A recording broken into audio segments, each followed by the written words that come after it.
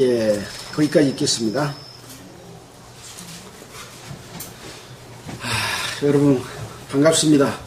오늘이 9월 벌써 17일이 됐습니다. 9월달 흘러놓으니까 금방 갑니다. 또 우리가 오면서 이렇게 들판을 봤는데 엊그저께 이렇게 벼 심어놓고 지난 것 같은데 벌써 이렇게 곡식들이 익어가는 것을 보면서 참 하나님께서 창조하신 이 자연의 질서 속에서 이루어져가는 각종 이런 그 만물들이 정말 그 법칙에 따라서 쉼 없이 아주 빠르게 이렇게 움직이고 있다, 그런 생각이 들었습니다.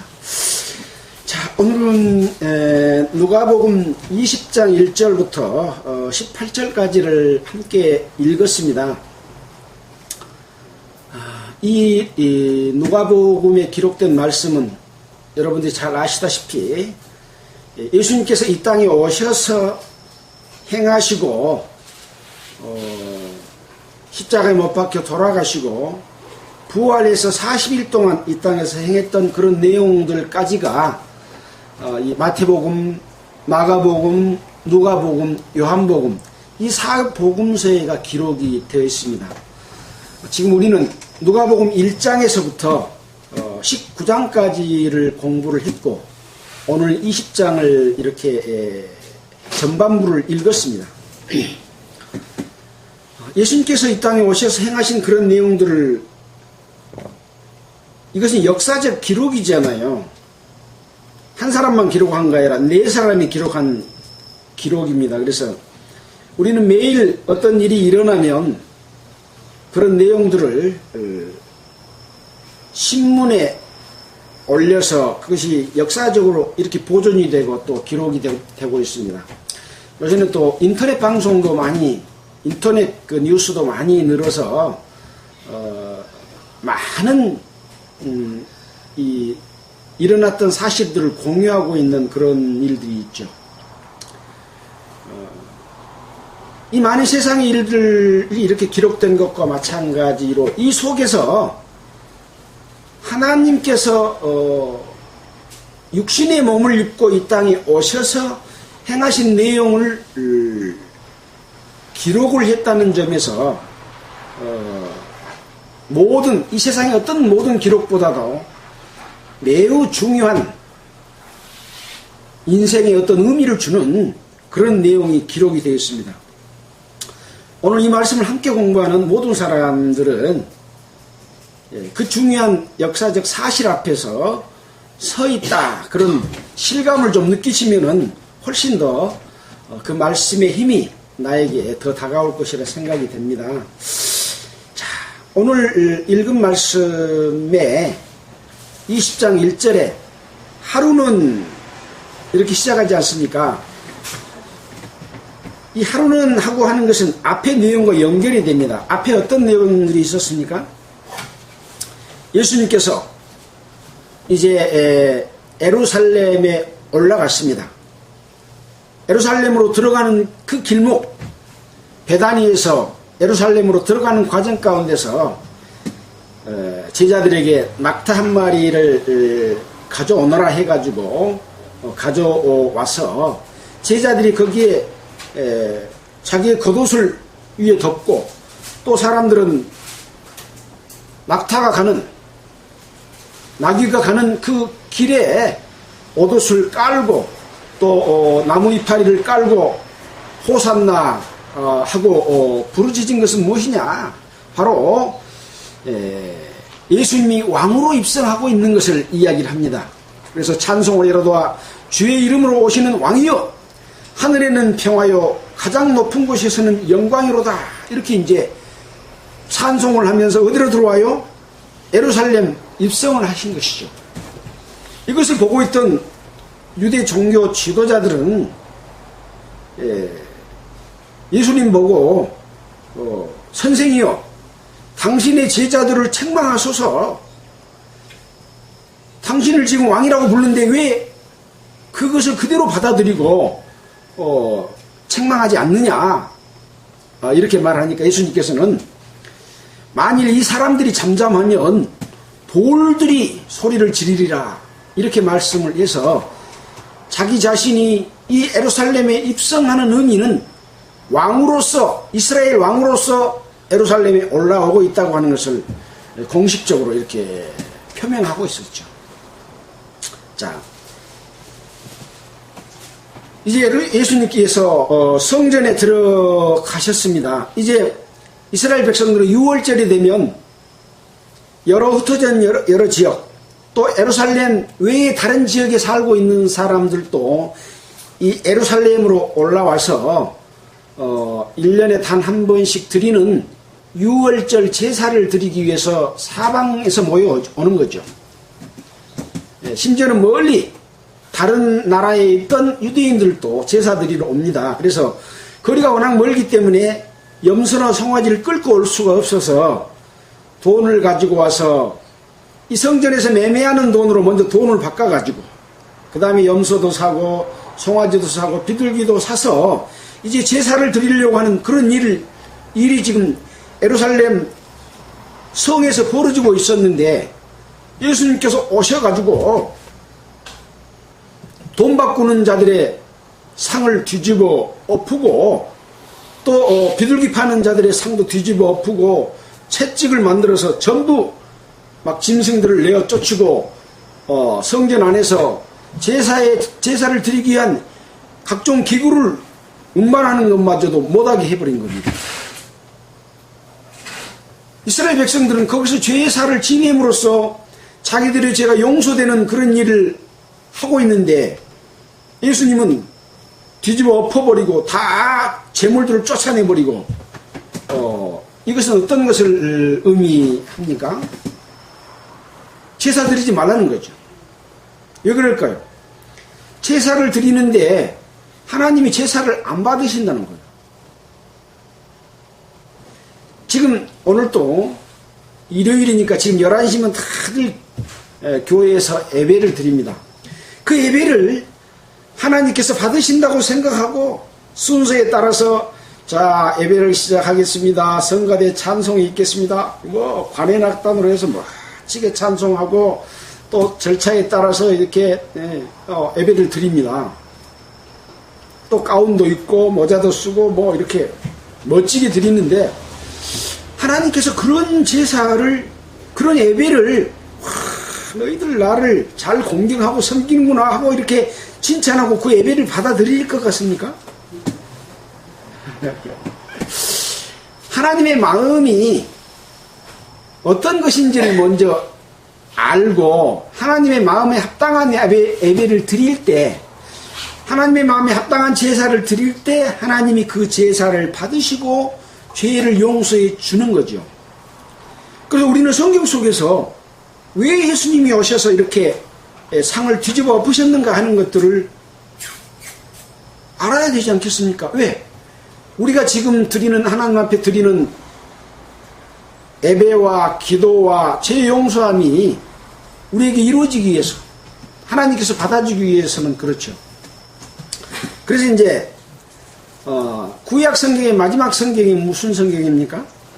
말라기 성경이잖아요. 구약 성경을 거꾸로 읽어가면 예수님 오시기 직전의 상황들이 어떠했는가를 가장 가까운 시점부터 볼 수가 있는 거죠. 말라기에 보면 어떤 내용들이 기록이 되어 있습니까? 이 이스라엘의 제사장들이 제사를 드리는데 어떤 제사를 드리느냐? 이들은 하나님을 공경함이 없다. 하나님을 두려워하지도 않는다. 그리고 주의 이름을 멸시한다. 더러운 떡을 드리고 주의 상을 경멸히 여기며 눈먼 것 희생의 제물로 갖다가 하나님께 드리고 저는 것 병든 제물을 가지고 와서 하나님 앞에 제물로 드린다는 겁니다. 또 토색에서 빼앗은 물건, 사기친 물건을 갖다가 가지고 와서 하나님 앞에 제물이라고 드리니 하나님께서 받겠느냐? 말라기서에 이렇게 기록을 하고 있어요. 예수님 오시기 직전에. 그러면서 이 말라기 선지자는 뭐라고 이야기를 합니까? 차라리 성전 문을 누가 닫아버렸으면 좋겠다. 차라리 예배당에 못 오게 교회당 문들을 닫아버렸으면 좋겠다. 지금 같으라면.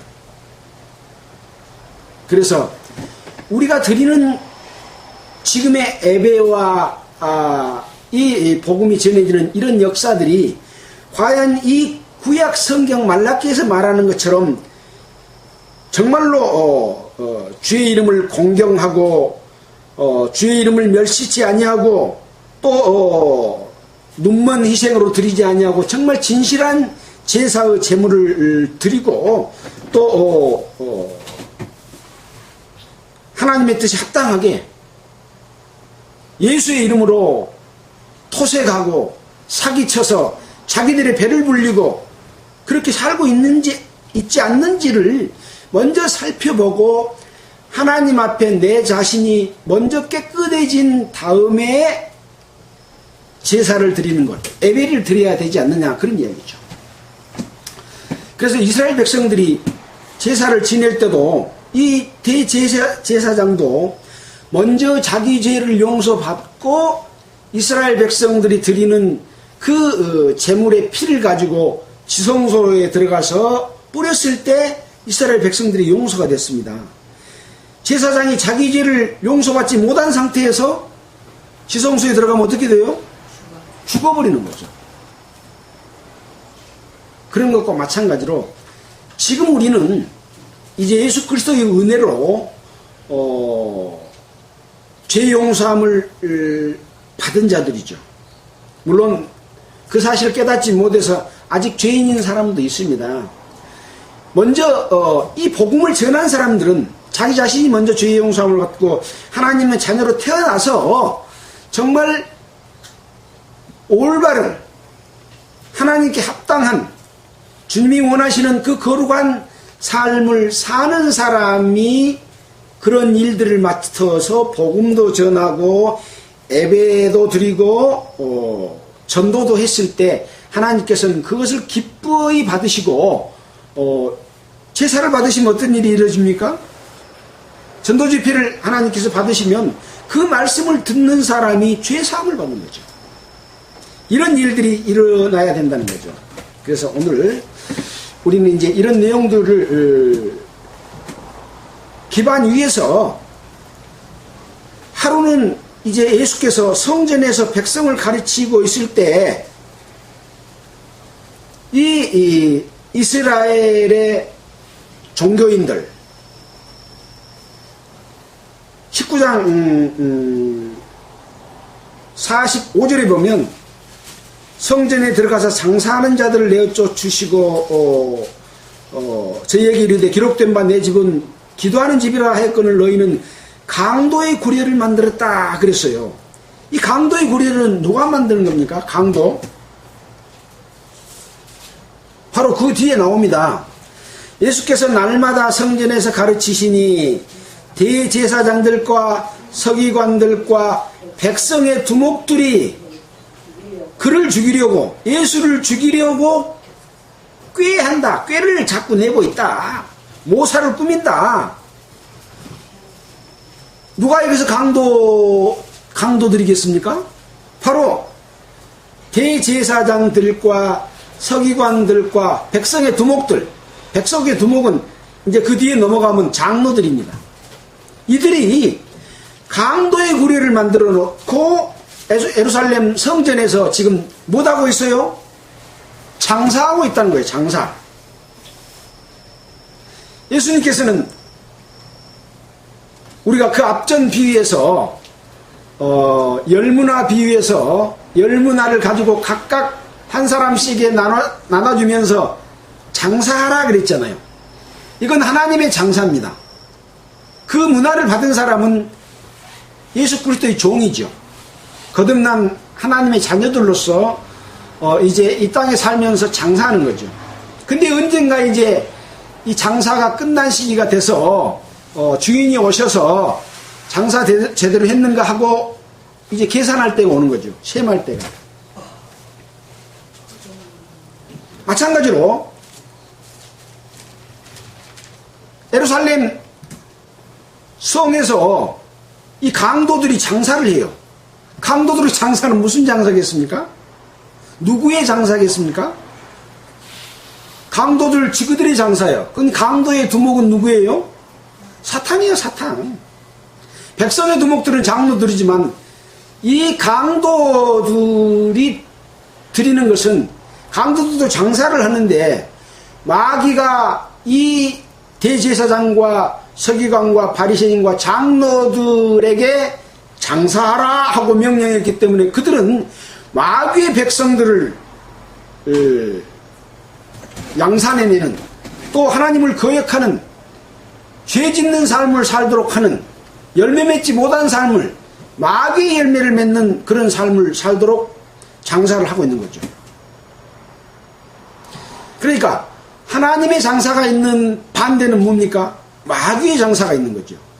근데 지금 이 예루살렘에서는 마귀의 장사를 하고 있는 거예요. 그래서 그동안에 예수님이 갈릴리에서부터 복음을 쭉 전해왔지만 이 예루살렘은 바로 이 강도의 구렬이었습니다. 말하자면 본거지. 우리가 군사작전을 할 때도 본부를 먼저 두고 그 본부에서 모든 주의 명령을 내려서 각 전선으로 보내지 않아요.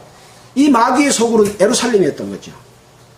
자, 이런 상황 가운데서 하루는 예수께서 성전에서 백성을 가르치시며 복음을 전하고 있는데 대제사장들과 서기관들이 장로들과 함께 예수님 가까이 와서 말을 합니다. 당신이 무슨 권세로 이런 일을 하는지, 이 권세를 준 이가 누구인지 우리에게 말해라. 지금 우리가 이 예루살렘 성에서 하나님이 주는 권세를 가지고 지금 우리가 1년에 한 번 드리는 속죄제사, 6월절 맞이해서 제사를 드리고 있는데 네가 와서 이것을 엎어버리는데 그 권세는 누가 준 권세고 무슨 권세로 이런 일을 하냐. 근데 지금 이 예수님은 누구세요? 하나님이세요.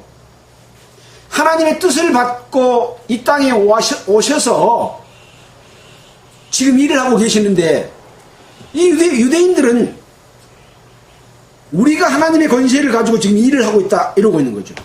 그러니까 마귀가 내가 마귀의 권세로 일한다 그렇게 말하는가요? 아니죠. 우리는 기독교의 정통교회 또 복음주의 교회 교단으로서 우리가 하나님의 뜻을 받들어서 지금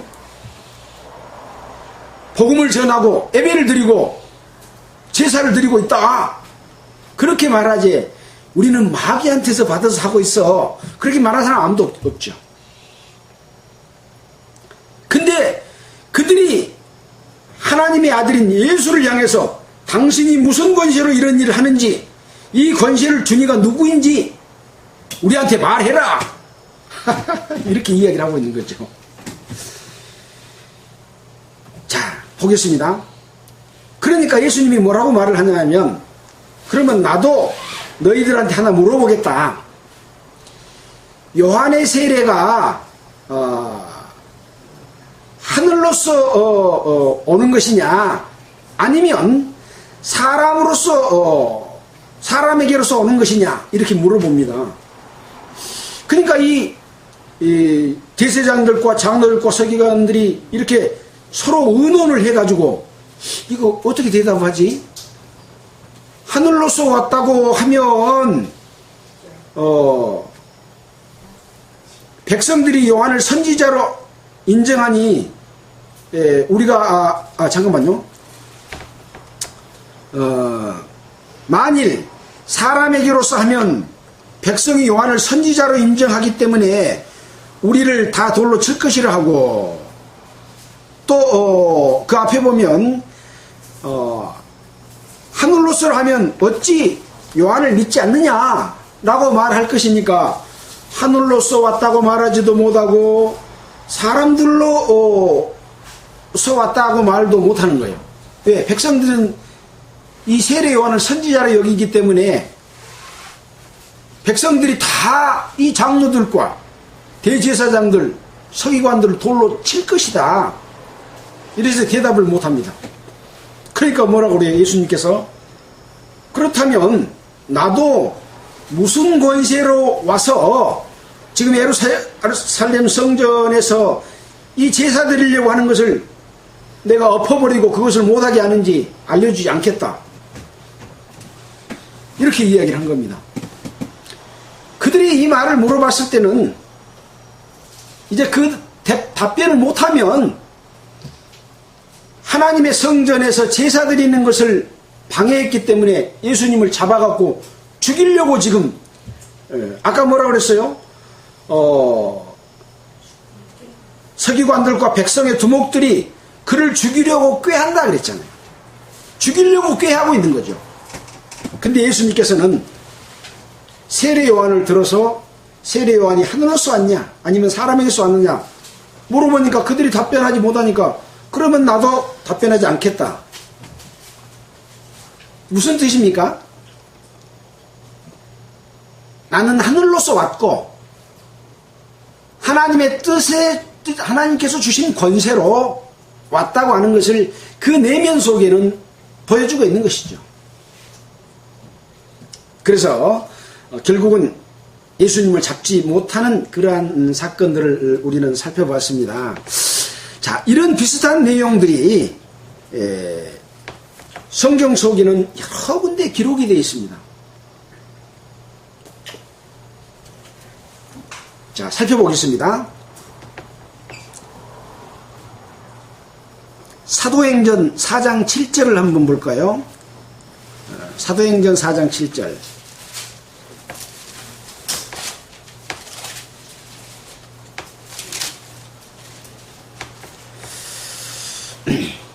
여기는 베드로와 요한이 이제 예수님께서는 부활 승천하신 이후에 예수 그리스도의 복음을 전파하는 가운데서 일어났던 그런 일입니다.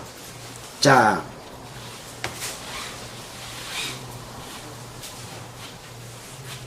사장 1절부터 잠깐 읽어보면 사도들이 백성에게 말할 때 대제사장들과 성전 맡은 자와 사두개인들이 가로되 백성을 가르침과 예수를 들어 죽은 자 가운데서 부활하는 도 전함을 싫어하여 저희를 잡음의 날이 저문고로 이튿날까지 가두었으니 말씀을 듣는 중에 믿는 자가 많으니 남자의 수가 약 5,000명이나 되었더라. 이튿날에 관원과 장로와 서기관들이 예루살렘에 모였는데 대제사장 안나스와 가야바와 요한과 알렉산더와 및 대제사장이 문중이 다 참여하여 사도들을 가운데 세우고 묻되 너희가 무슨 권세와 네 이름으로 이 일을 행하였느냐 그러고 물어보지 않습니까? 예수님을 결국은 나중에 십자가에 못 박혀 죽였던 자들도 누가 죽였습니까? 여호와 하나님을 가장 잘 믿고 섬긴다고 하는 대제사장과 바리새인과 장로들, 서기관들이 실은 예수님을 잡아 죽였거든요. 예수님이 이제 3일 후에 부활해서 40일 동안 이 땅에서 하늘나라의 복음을 전파하고 승천하셨습니다. 성령이 와서 이제 예수님의 제자들이 이제 복음을 전하는데 이 마귀의 이 두목들과 마귀의 구렬이 되어 있는 이 마귀의 종들이 가만히 있겠습니까? 계속해서 예수님을 죽였던 그 역사로 자기들은 장사하고 있는 거죠. 하나님의 일을 방해하는 장사. 그래서 이 베드로와 요한에게 너희가 무슨 권세로 누구 이름으로 이 일을 행하였느냐 하고 똑같이 질문을 하는 내용입니다. 지금은 어떨까요? 지금도 성경에서 바른 말을 하고 기독교가 성경과 다르게 변질됐습니다. 성경에는 이렇게 되어 있습니다. 그렇게 하는 것은 마귀의 역사를 이루는 것이고 사탄의 일을 하는 것입니다 하고 지적을 하면 가만히 있습니까? 네 지금 무슨 권세로 어디서 와서 지금 이야기하고 있냐? 우리는 정통 교단이고 복음주의 교회고 우리 가운데 복음의 역사가 있었고 성령의 역사가 있었는데 지금 무슨 말을 하는 거냐? 꼭 이 유대 종교 지도자들이 했던 것처럼 지금 기독교 속에서도 자기들이 정통이라고 생각하지만 그 속에 성령의 역사대로 하지 않고 믿는 것도 잘못 믿고 행하는 것도 잘못 행하고 있으면서도 그것이 잘하고 있는 걸로 이렇게 착각을 하고 있는 거죠. 자기 자신들은 그걸 모르는 거예요. 근데 성경을 자세히 살펴보면 나는 지금 어디에 속해 있는가? 하나님께 속해 있는가? 예수 그리스도에 속해 있는가? 아니면 그 유대인들처럼 대제사장이나 장로나 서기관들이나 바리새인들과 같은 사람인가 하는 것을 살펴봐야 될까요? 안 봐야 될까요? 살펴봐야 되잖아요. 근데 그냥 교회당에 소위 교회라고 말하는데 잘 다니면 믿음 좋은 걸로 하나님께 예배드리고 있는 걸로 천국 가서 축복 받을 걸로 그렇게 그냥 생각한다는 거죠. 그래서 이런 말씀의 기록들을 통해서 너희 자신들이 어떤 상태에 있는지를 잘 살펴보라. 그런 취지에서 수없이 계속해서 반복적으로 예수님께서는 말씀하고 계시죠. 한두 번 말한 게 아니라는 겁니다. 우리는 그동안에 누가복음 1장에서부터 지금 19장까지 오면서 지금과 같은 똑같은 이야기를 수십 번 했을 겁니다. 뭐하라고? 자기 자신이 어디에 위치해 있는지 어떤 상태에 있는지를 올바로 인식해서 잘못되어 있으면 돌이켜서 하나님께로 돌아오도록 하기 위한 그런 내용이죠.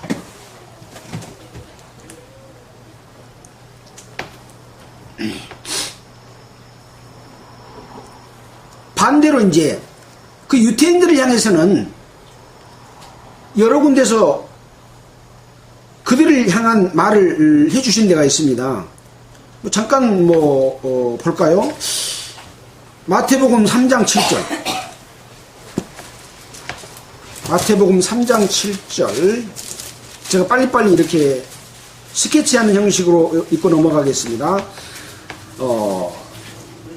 요한이 많은 바리새인들과 사두개인이 세례 베푸는 데 오는 것을 보고 이르되 독사의 자식들아 누가 너희를 막아 임박한 진도를 피하라 하더냐.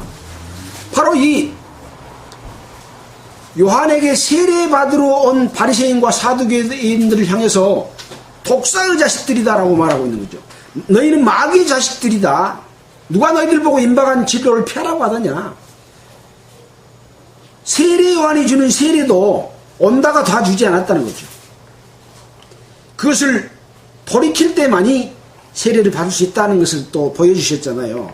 또 12장 34절 쭉 넘어가서 보면은 또 어떤 내용이 기록이 되어 있습니까? 여기도 보면 독사의 자식들아 너희는 악하니 어떻게 선한 말을 할 수 있느냐. 이는 마음에 가득한 입으로 말함이라 하고 역시 그 예수를 향해서 예수님이 귀신을 쫓아내니까 예수님 보고 바알세불을 힘입어서 귀신을 쫓아냈다. 그러고 예수님께 도전적인 말을 할 때 예수님께서는 그들을 향해서 바로 독사의 자식들이다. 그렇게 말을 했던 거죠.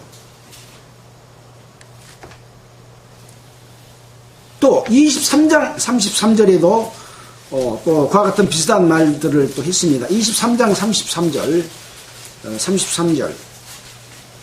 여기도 보면 29절에 보면 화 있을진저 외식하는 서기관들과 바리새인이여 너희는 선지자들의 무덤을 쌓고 의인들의 비석을 꾸미며 가로되 우리가 조상 때 있었다면 우리는 저희가 선지자의 피를 흘리는데 참여하지 아니하였으리라 한다. 그렇다면 너희 조상들이 선지자들을 죽인 것을 인정했기 때문에 그들의 자손됨을 스스로 인정한 거 아니냐. 너희가 너희 조상들의 양을 채우라. 언젠가 그 양이 차면 심판받을 텐데 이 뱀들아, 독사의 새끼들아, 너희가 어떻게 지옥의 판결을 피하겠느냐. 바로 이렇게 말하고 있는 거죠. 지금 이 20장에서도 자기들은 하나님의 권세로 성전에서 제사 드리고 있다. 근데 예수님은 누가 준 권세로 이렇게 성전을 뒤집어 엎으냐 라고 말한 내용에 관해서 이렇게 여러 배경 가운데서 말씀을 해주고 있다고 하는 것을 우리에게 교훈적으로 한두 번이 아니라 수없이 말씀해 주고 있기 때문에 참으로 성경을 올바르게 보고자 하는 마음가짐을 갖게 되면 그 사람은 어쩐다고요? 하나님께서 그걸 깨우쳐서 올바른 길을 갈 수 있도록 해주시는 거죠. 근데 교회에서 가르치는 목사 말만 들어. 성경은 안 읽어. 그럼 어떻게 돼요?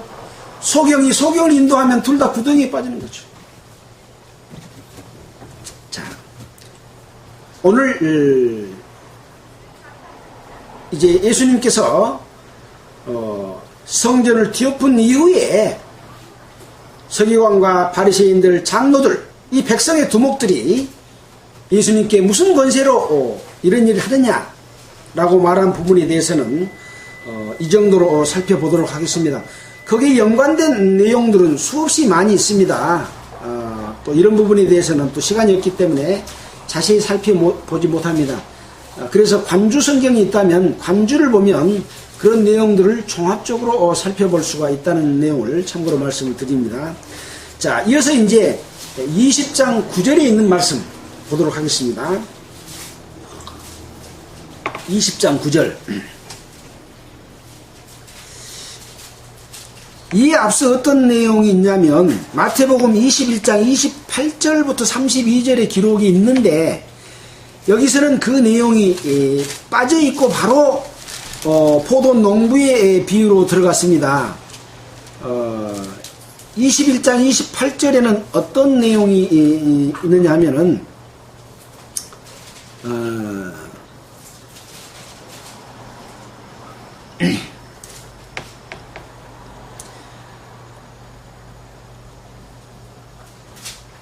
맏아들과 둘째 아들에 관한 비유가 있어요.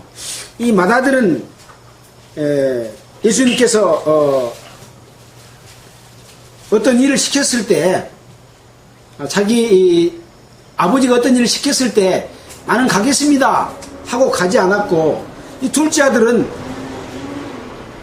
가지 않겠다 해놓고 나중에 가서 갔는데 누가 더 잘했냐 라고 물어봤을 때 작은 아들이 잘했다, 이렇게 그런 내용이 거가 있습니다. 그리고는 지금 이제 포도 농부에 관한 비유를 한 겁니다. 연관된 내용이죠. 이 비유로 백성에게 말씀하시되 한 사람이 포도원을 만들어 농부들에게 세로 주고 타국에 가서 오래 있다가 때가 이름에 포도원 소출을 얼마를 바치게 하려고 한 종을 농부에게 보내니. 자, 이게 어떠한 한 사람이, 여기는 한 사람이라고 되어 있습니다. 또 어떤 곳에는 집 주인이라고 된 곳도 또 있습니다. 자, 그래서 어떤 집 주인이, 어떤 한 사람이 포도원을 만들어 놓고 농부들에게 세로 주고 멀리 타국에 갔습니다. 이 포도원은 되게 누구를 가리킵니까? 이스라엘을 가리킵니다. 무화과도 이스라엘을 가리키지만 포도원도 이스라엘을 가리킵니다. 그래서 이사야서에 보면 하나님께서 이스라엘을 향해서 말씀할 때 내가 포도원에 참 포도나무를 심었는데 들포도가 맺히면 어찌미뇨.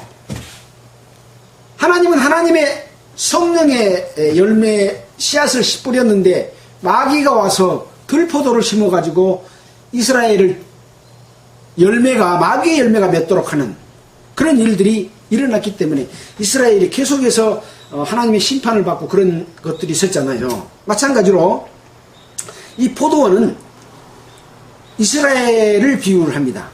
자, 포도원 농부들은 이제 이스라엘의 그 농사를 짓는 그런 사람들이죠.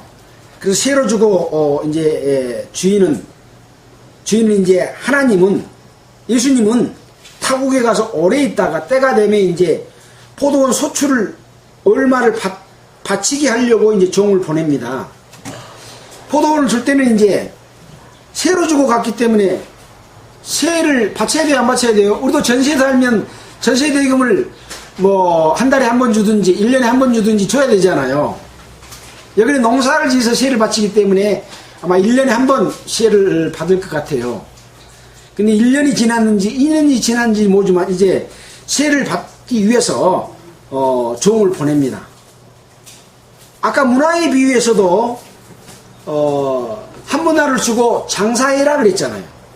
또 달란트의 비유에서도 5달란트, 2달란트, 1달란트를 주고 장사하라고 그랬잖아요.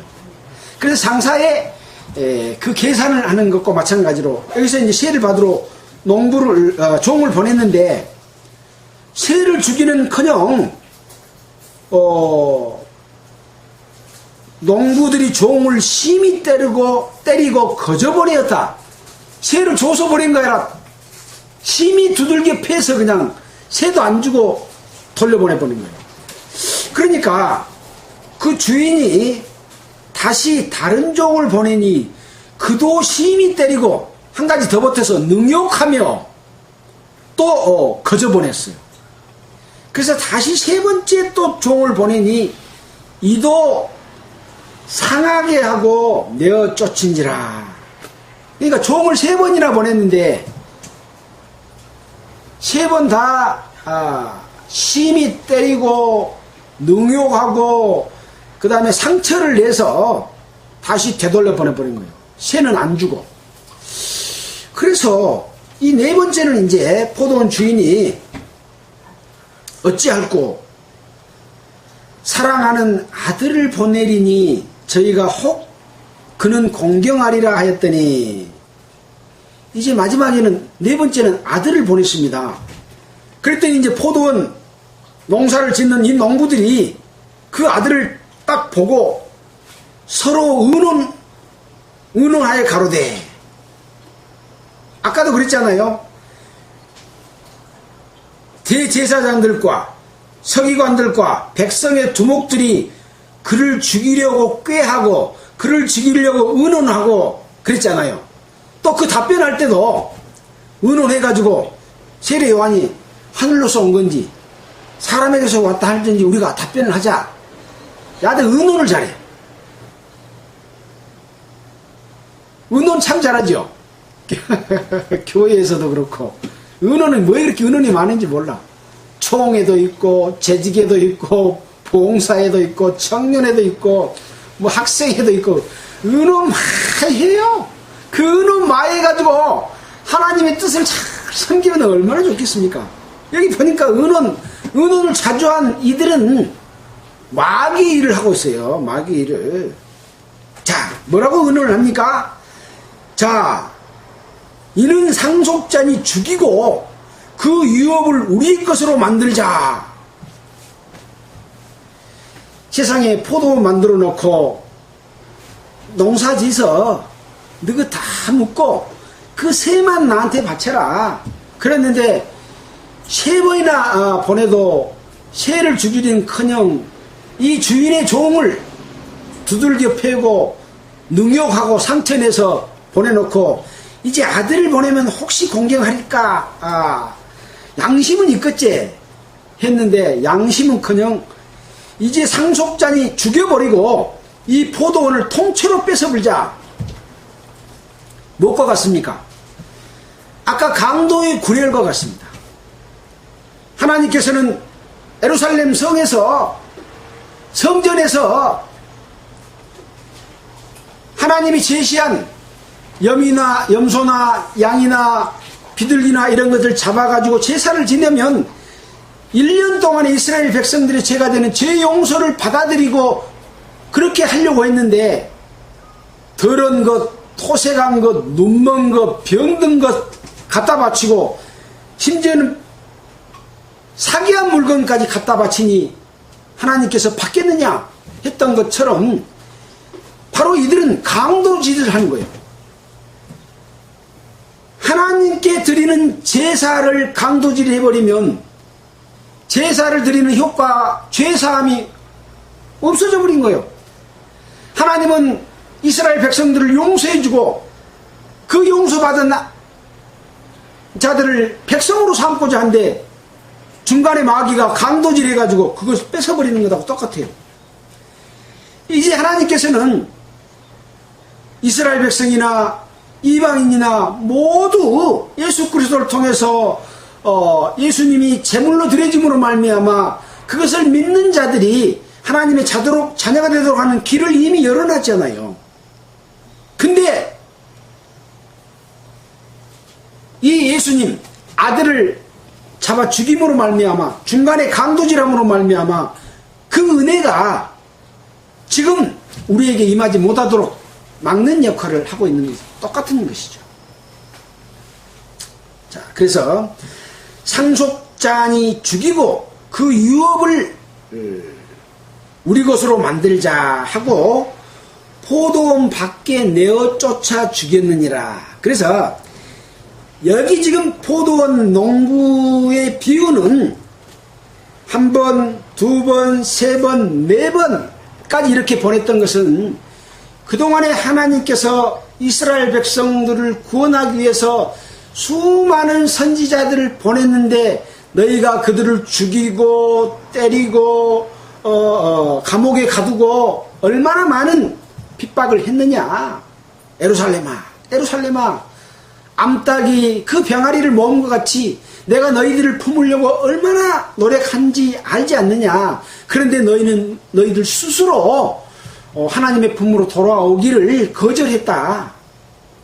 마지막에 이제 아들인 예수 그리스도를 이 땅에 보내서 너희를 구원하고자 하는 그 예수를 보냈는데도 너희들이 죽일 것이다 라고 하는 것을 지금 이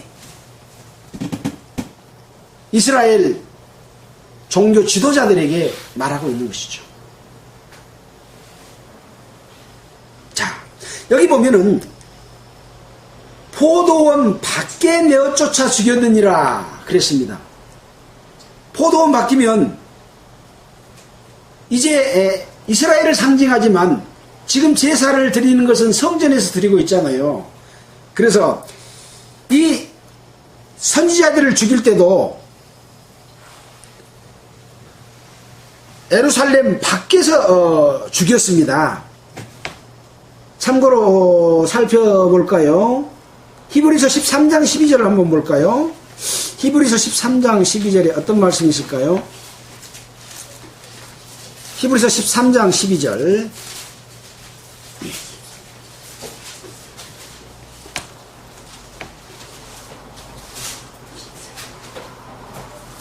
자, 보겠습니다. 10절부터 보면 우리에게 제단이 있는데 그 위에 있는 제물은 장막에서 섬기는 자들이 이 제단에서 먹을 권이 없나니 이는 죄를 위한 짐승의 피는 대제사장이 지성소에 가지고 들어가고 그 육체는 영문 밖에서 불사름이라. 그러므로 예수도 자기 피로서 백성을 거룩하게 하려고 성문 밖에서 고난을 받으셨느니라. 그런즉 우리는 그 능력을 지고 영문 밖으로 그에게 나아가자. 그래서 예수님도 성문 밖에서 고난을 받았다. 그렇게 말씀하고 있고, 그래서 우리도 그 능력을 지고 영문 밖으로 그에게 나아가자. 이렇게 말하고 있는 내용이 있습니다. 또 이제 다른 곳에 보면 예루살렘 밖으로 나가서 죽였다는 내용이 또 나옵니다. 제가 얼른 몇 장 몇 절인지는 찾아보지를 못하겠습니다. 자, 그래서 이 포도원 밖으로 내어쫓아 죽였다고 하는 것은 예수님을 그렇게 죽일 것에 관한 그런 내용이 거기가 예시되어 있는 겁니다. 자, 그렇게 해서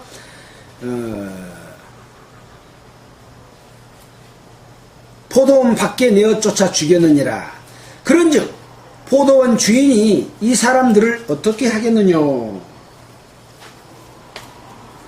종들을 3번이나 두스럽혀서 보내고 이제 아들을 보냈더니 아들까지 포도원 밖으로 내어 쫓아서 죽여버렸습니다. 그러면 이 종이 어떻게 할까요? 그냥 가만 놔두겠습니까? 네, 보겠습니다. 와서 그 농부들을 진멸하고 포도원을 다른 사람에게 주리라 하시니, 그 농부들을 진멸하고 죽여버리고 그 포도원을 다른 사람에게 주는 거예요.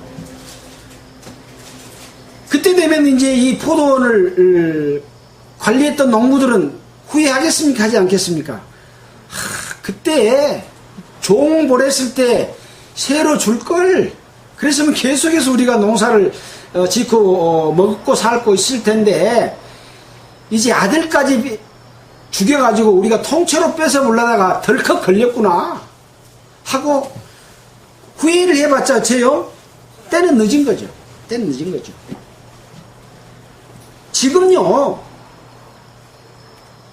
예수 그리스도의 이름만 가지면 얼마든지 돈 벌어먹고 살 수 있는 길이 팍 열려 있잖아요. 그래서 가는 곳곳마다 교회당이 없는 곳이 없어요. 심지어는 한 마을에 2개씩 있어요. 간판만 걸어놓으면 사람들이 와서 헌금 내고 하니까 이거 먹고 산다 이거예요.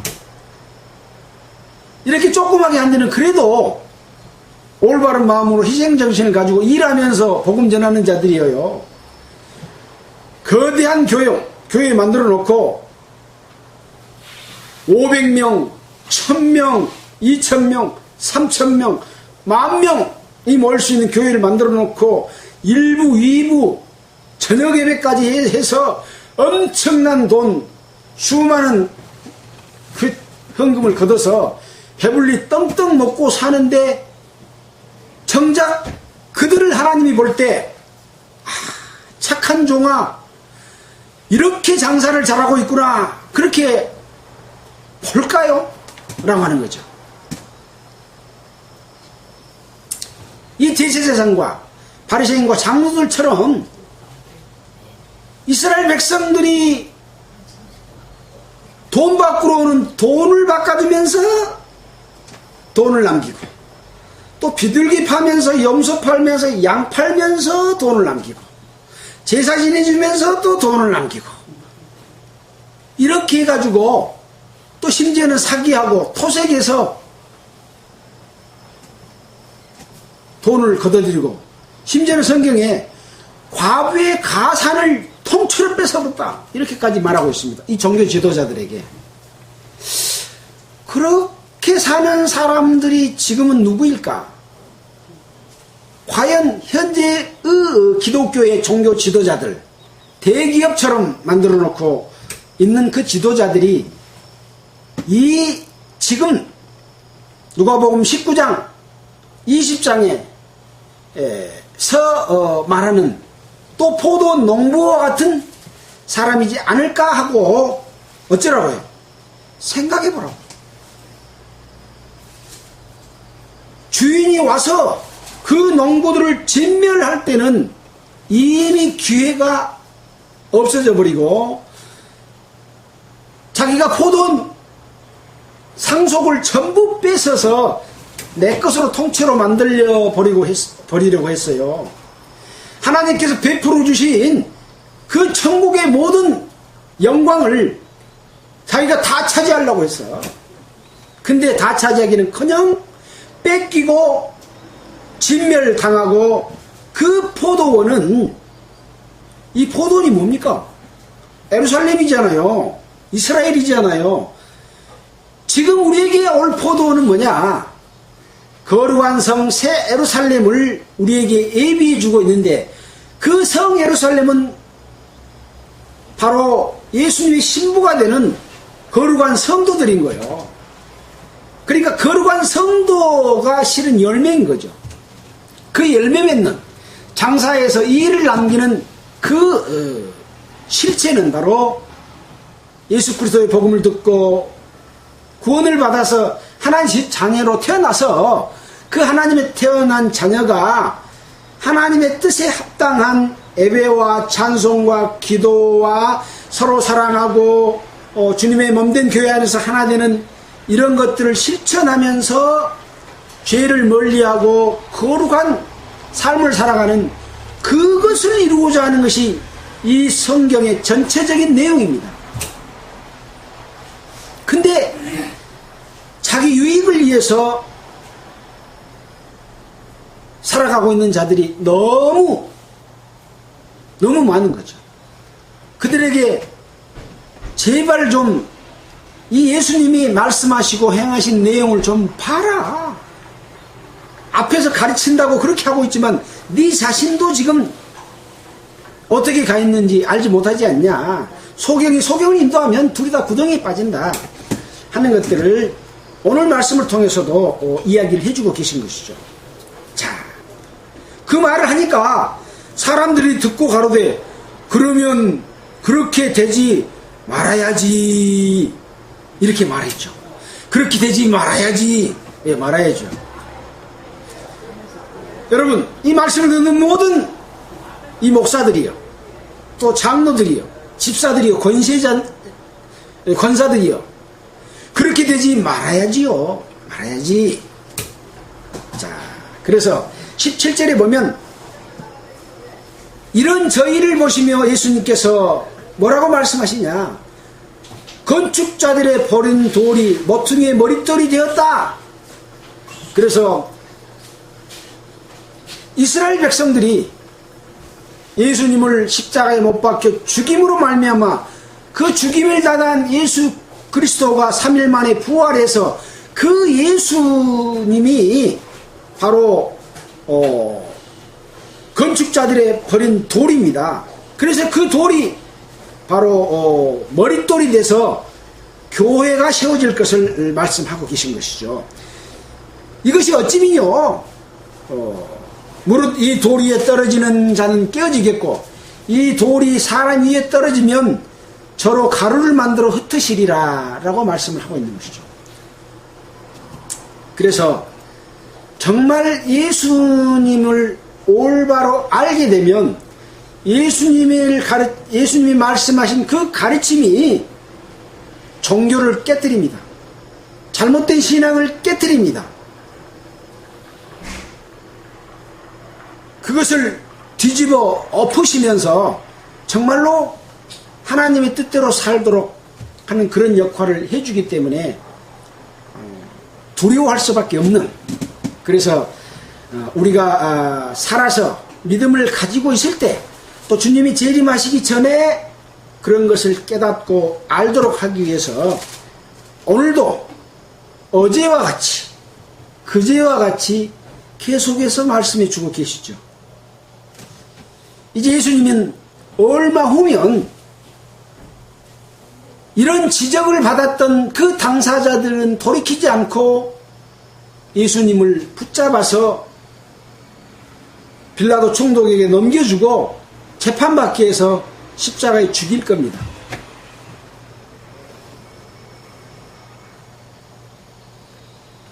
그래서 혹 우리는 내 자신은 이런 종교인과 같이 예수 이름 팔아서 배불리 먹고 살고 또 존경받고 선생이란 말 듣고 그런데 기분 좋아하면서 다스리고 통치하며 이 땅에서 핍박을 외면하고 대접받으면서 살고 있지 않는가. 그런 자들로 된다고요. 하늘에서 상이 없다. 너는 이미 이 땅에서 모든 영광을 받았지 않냐 라고 말한다고 하는 부분들도 우리는 이제 이미 살펴서 알고 있지 않습니까?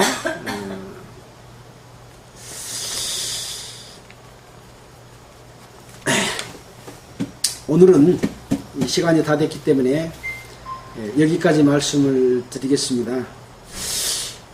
이런 내용들을 말씀을 듣는 것으로 끝나지 말고 다시 한번 읽고 또 읽어서 그 내용이 오늘 제가 말한 것처럼 그런 내용인가 아닌가 하고 살펴봐야 되겠죠. 그래서 누가 설교를 하든지 그 사람 말을 그대로 받아들이는 것은 대단히 위험하다. 그 말이 그러한가 하고 어디서 확인해야 돼요? 성경에서 확인을 했을 때 그것이 진정한 내 것이 되는 것이고, 잘못된 가르침을 가르치는 자들이 너무나 많기 때문에 우리는 성경을 볼 때 올바르게 볼 수 있는 그런 안목을 가져야 된다 하는 것들을 다시 한번 말씀을 드리면서 마치도록 하겠습니다. 기도드리겠습니다.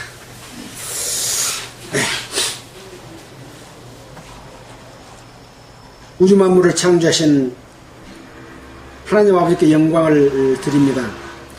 오늘도 누가복음에 기록된 말씀을 통해서 예수님께서 예루살렘 성전에 올라가서 성전을 뒤집었을 때 여호와 하나님을 잘 믿는다고 하는 유대 종교 지도자들의 잘못이 무엇인지를 들춰냈습니다. 또 이러한 권세가 어디서부터 온 것이냐 하고 그들은 물었지만은 예수님께서는 그들이 진실하지 않고 예수님께 도전하는 마귀의 계획가 있는 줄 알고 답변해 주시지 않으면서 포도원 농부의 비유를 들어서 너희들은 하나님의 포도원을 갖고 있으면서 그 포도원에 하나님이 원하시는 뜻을 행치 않고 오히려 선지자들을 죽이고 심지어 하나님의 아들인 나마저도 죽일 것을 예수님께서는 그들에게 알려주셨습니다.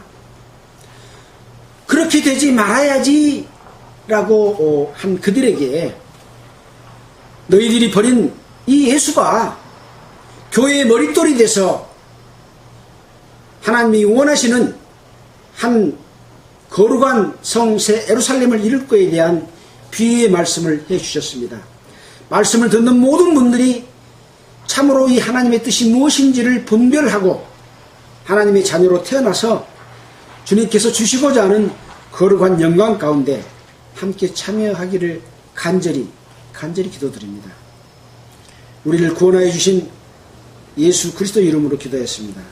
아멘. 찬송가는 370장 하겠습니다.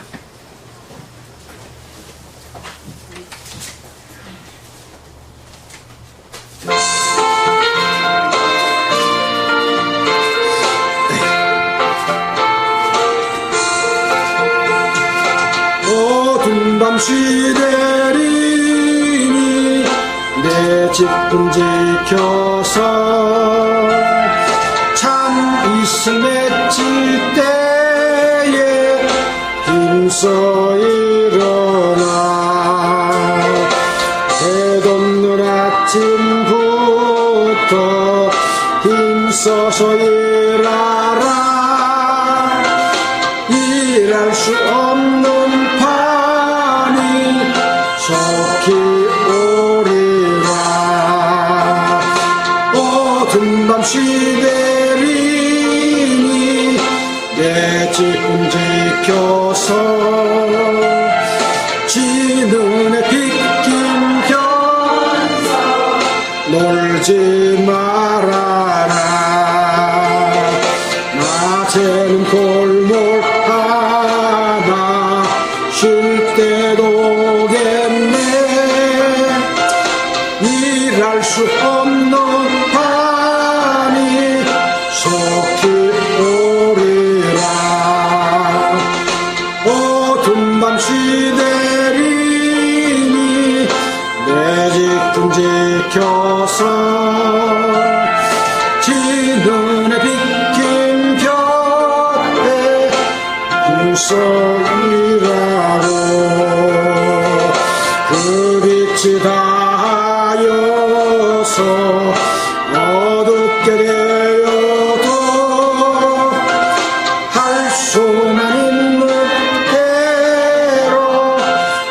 주소이라.